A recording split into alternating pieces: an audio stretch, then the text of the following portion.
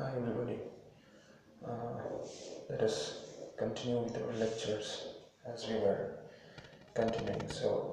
In our last lecture, we discussed about biodiversity, and in today's lecture, I shall touch upon a new topic, and the name of the topic is disaster, and associated with it is disaster management.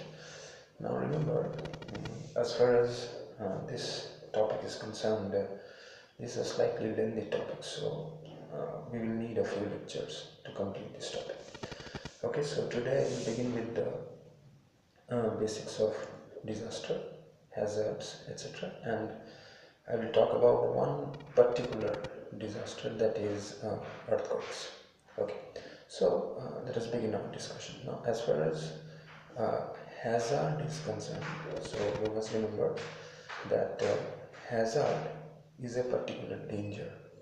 A hazard is a particular danger, and whenever we talk of disaster, disaster is the result of that particular hazard. So remember, a disaster is a catastrophic event which is beyond the control of man, and whenever such disasters occur, it leads to massive loss of life as well as property. And at the same time, disaster also causes massive damage to the environment, both natural environment as well as the man-made environment, which is also sometimes known as the built environment. Now, disasters, they can be classified in various ways. Various authors classify them in various ways according to various criteria, etc. To keep it very simple, I will classify disasters as natural disasters and the man-made disasters. So if we talk of these natural disasters, these will occur in nature. Now see, there are several natural components existing on our planet. These components are in a state of constant interaction. Now their interactions, their interplay, sometimes can trigger outcomes. It can sometimes trigger results which can definitely be disastrous.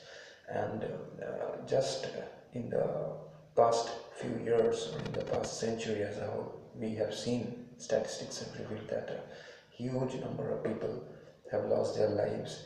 We have lost millions and millions of dollars in terms of economy whenever these disasters have occurred.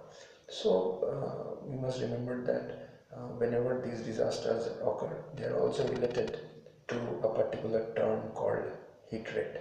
Now heat rate means what or how much or how many people are dying due to a particular disaster, how much damage in terms of monetary losses is being caused due to a disaster. So now the question is, why is the heat rate so high whenever these disasters are occurring? Now the reason is quite obvious. The heat rate is high because the population throughout the world has increased, the population density has increased, and also what we find that more and more people live in the hazardous locations. Now hazardous locations means, say, in the mountains, in the hill stations, near the coasts. Remember, the hill stations and the sea coast, they are one of the most hazardous locations in which disasters are very common. And also we find a good number of people living along the river banks. Now whenever people live along these river banks are always prone to flooding, and so if people are living in the river banks, they will definitely be suffering from floods. So these are some of the causes why more and more people are suffering due to these disasters. So one of the prime causes is definitely the increase in population, and more people are being forced to live in these hazardous locations. Okay, so as I was saying that the disasters, as we were classifying as the natural disasters and man-made disasters. So these natural disasters, they can be of terrestrial origin. Terrestrial origin means that which is related to the earth as a whole. Say for example, earthquakes, volcanoes, etc., etc. You can also bring landslides in this under this heading, that is a terrestrial disaster. So And the other type of natural disaster is definitely of atmospheric origin, say floods, droughts, etc. These are definitely related to atmospheric origin.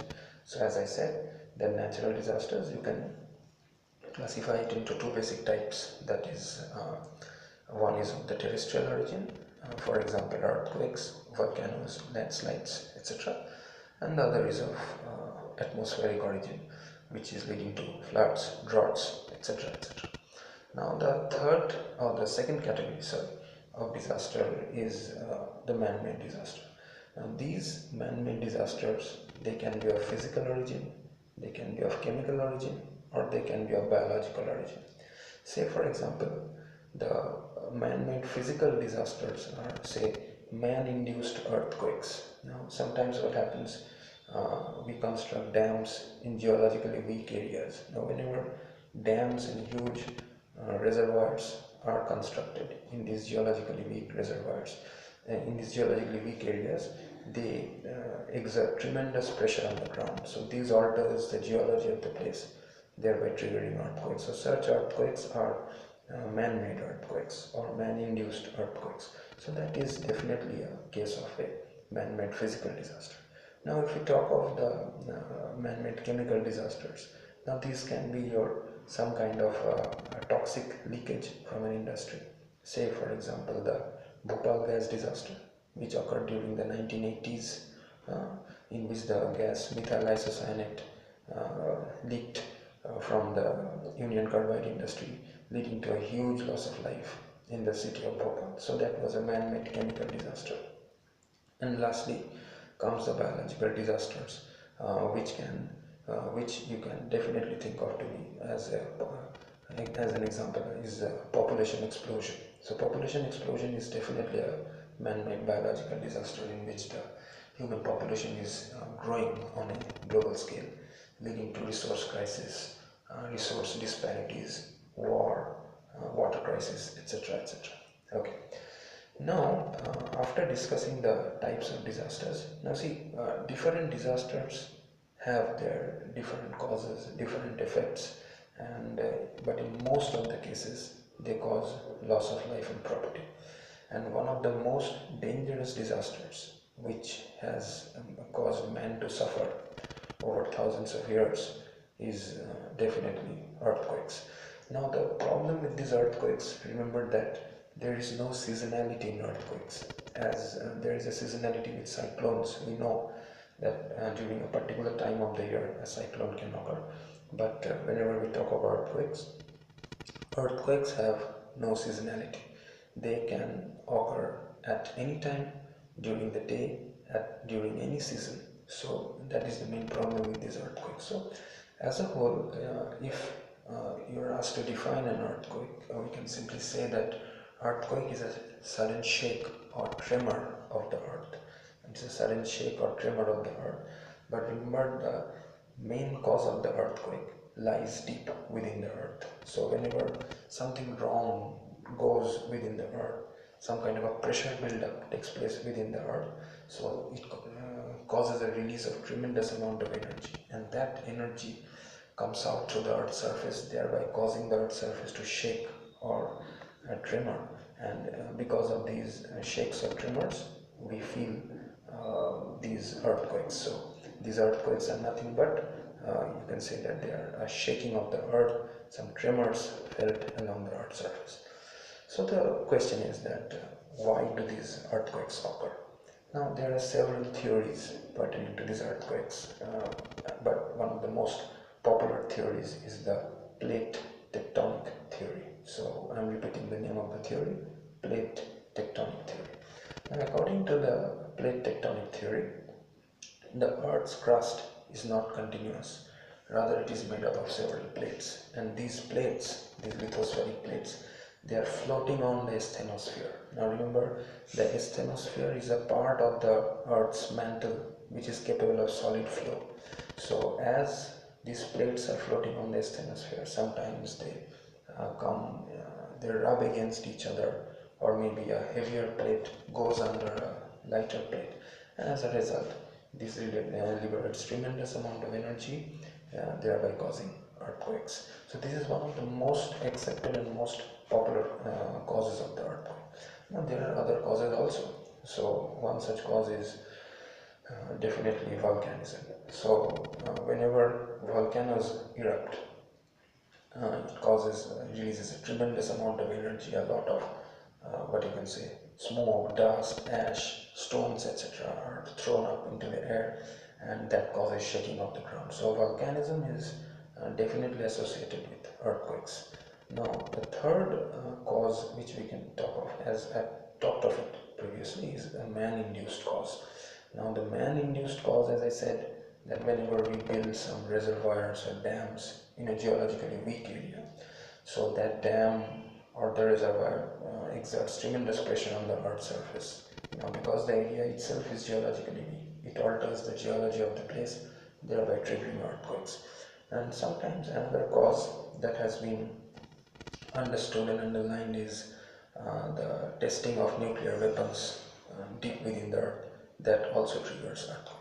Now, one more cause which we can identify, which is responsible for causing earthquakes, is definitely landslides. Now, whenever landslides occur along the hill slopes, now during landslides, remember, a huge mass of what you can say mud, stones, etc. They run down the slopes of the hills, and and whenever these huge thousands of tons of mud and stones, etc., they are running down the hill slopes, they also cause the earth to shake. They also cause tremors to be generated. So that is also one of the causes. So far we have talked about the causes. So just to list the causes once again, one cause, as I said, is definitely the plate tectonic theory, the rubbing of plates against each other. The second cause is volcanism. The third cause, as I said, it was a man-induced cause, constructing of reservoirs, etc., testing of nuclear weapons, and the fourth cause was landslides. Now see, when these earthquakes occur, now these earthquakes generate several waves. Now these waves can run along the surface of the earth, then they are called surface waves, or they can run within the earth, then they are known as the body waves. So the surface waves, remember, they travel at quite a slow velocity, but definitely they are the most disastrous. They cause the maximum damage. They can crash buildings, they can bring down bridges, they can change the course of the rivers. And these surface waves in turn are of two types, the love waves and the Rayleigh waves. I'm not going into the details of these waves, just to keep it simple. Now, as far as these body waves are concerned, so these body waves, they are divided into the primary waves and the secondary waves. So remember, the primary waves are the waves which travel through the earth or within the earth, and they can travel through both solids as well as liquids, and they are received by the measuring instrument at the first, and they travel at quite a speed, say approximately about 6 kilometers per second. So that is why they are called primary, because they are received by the measuring device first. And the second wave is known as the secondary wave. The second type of body wave is the secondary wave, which can travel through the earth, but they can travel only through the solids. They cannot travel through the liquid, and they travel at a somewhat lower velocity of maybe approximately 3.5 kilometers per second. But the energy content of the primary waves is definitely much more than that of the secondary waves. So these earthquakes, as we were talking, they are measured by a particular instrument called the seismometer, and the seismometer generates a particular graph which we call as the seismograph. And remember that there are several scales for measuring earthquakes, and the most popular scale is the Richter scale. Other scales are there, for example the Marconi scale, but the Richter scale is the most popular scale, and it is a scale say ranging between 0 and 10. So remember, it's a logarithmic scale. That means a difference of 1 on the Richter scale represents 10 times more energy. So for example, if I say that an earthquake of 3 is 10 times contains 10 times more energy than an earthquake of magnitude 2. Likewise, an earthquake of magnitude 4 contains 100 times more energy, releases 100 times more energy than an earthquake of magnitude 2, and likewise. So the Richter scale, as I said, is the most popular scale, and on the Richter scale, generally an earthquake of 4.5 is considered to be quite a considerable earthquake. It can be well felt, it can cause local damages also, and whenever these earthquakes of magnitude occur of magnitude 4.5 or more, they can lead to disasters, definitely. So after talking about the Richter scale, let us understand two more terms. That is the, what you can say, focus, which is also called the hypocenter, and the other term is the epicenter of the earthquake. Now remember, the focus or the hypocenter of an earthquake is that particular point deep below the earth at which the disturbance occurs, at which the stress builds up. So it is the origin of the earthquake, and the point on the earth's surface directly above the focus, that is known as the epicenter of the earthquake. So focus means that particular point below the earth's surface at which the disturbance originates, and the epicenter means that particular point directly above the focus on the earth's surface. Okay, so these are the two terms which you need to remember, the focus as well as the epicenter. And remember, from the point of view of damage, the closer you are to the epicenter, the more is the probability that you will suffer the damage. The further you are from the epicenter, obviously you will be suffering a lesser amount of damage.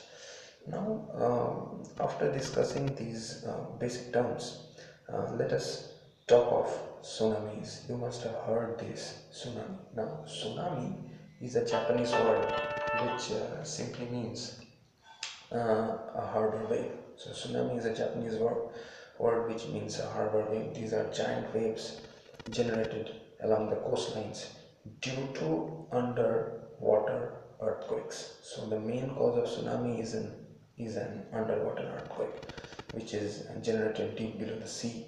And whenever the underwater earthquake occurs, remember, it releases tremendous amount of energy generating waves. Now, as these waves are generated, they travel with tremendous velocity, but the moment they come close to the shore, their velocity decreases and their height increases, and that generates huge wave fronts.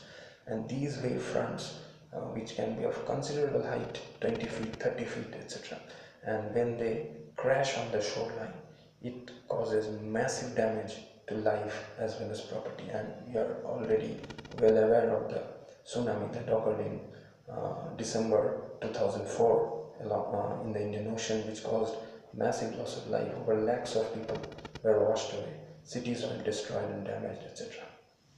Now, overall, the damaging effect of an earthquake is, what you can say, it's beyond imagination. So let us discuss a few of the damages that earthquakes can cause.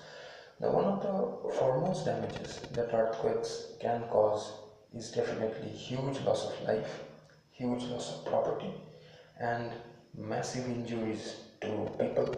Secondarily, they can absolutely break down the communication system of an area.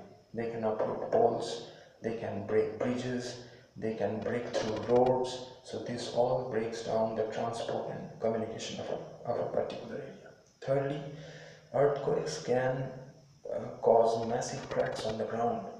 Fourthly, they can change the course of a river. And also, a very damaging aspect of earthquake is that, so if an earthquake causes a dam to collapse, it can cause flash floods. If an earthquake causes a dam to collapse, it can cause flash floods. So these are some of the disastrous effects of an earthquake. So remember, if there are disasters, there has to be management strategies also. Now, say for example, whenever we talk of these disaster management strategies, these disaster management strategies actually are a group of strategies which aim to reduce the damage from disasters. So likewise, there are strategies using which we can reduce the damage from earthquakes and tsunamis. Now say for example, now these strategies, they can be pre-disaster and post-disaster. Now whenever we are talking about these pre-disaster strategies, now these pre-disaster strategies pertaining to earthquakes is that first and foremost you must remember we can't predict earthquakes with accuracy. It is very difficult.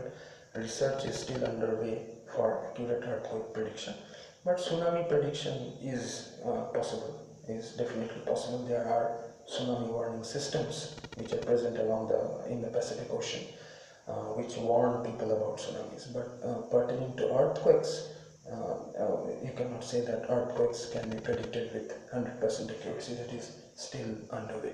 So what are the pre-earthquake steps that can be taken? Now you must remember those places which are earthquake prone, the building construction there must be quake safe. That is, the building should not collapse during an earthquake. So such quake safe engineering is very popular in Japan, which suffers the most from earthquakes. Now also people living in these earthquake prone areas, say for example in India, the sub-Himalayan region, the Himalayan foothills, the northeastern parts of our country, they are quite earthquake prone. So people living in these areas often they keep dry foods as their storage. They must be maintaining a disaster kit which will contain water, which will contain essential medicines, because see, after an earthquake occurs, there is shortage of water, there is shortage of medicines, so there is shortage of food. So if there is a well maintained disaster kit in the house, that will definitely help to support during those stressful hours after the earthquake. And thirdly, that can be done that the buildings must be well maintained. The loose areas of the building, the broken parts of the building, they must be well maintained during the prior to the earthquake, so that they don't collapse. And so these are the pre-disaster strategies that can be taken. And once what you can say during the earthquake, the steps that can be taken is one of the very well established step is that one can move under a table, a hard and heavy table, to protect or to save himself or herself from head injuries, or one can use pillow covers, etc. To protect himself or herself from these injuries. And once the earthquake is over, so you have to come out, you have to see who else needs help, and help that particular person in need if possible, and then you have to constantly follow the disaster management strategy. So as far as tsunamis are concerned, as I said, that there are tsunami warning systems. Now these systems, they warn the people of upcoming tsunamis and they disseminate the information, so that helps to reduce loss of life. That helps to reduce loss of life. And there are certain strategies like building high walls, tsunami protection walls. So these walls also help to reduce the disastrous effect of the tsunamis to some extent. So in today's lecture, we have discussed some aspects of the disaster management, particularly relating to earthquakes, and in the subsequent lectures, we will discuss about, say, cyclones, and we will discuss about floods. Thank you.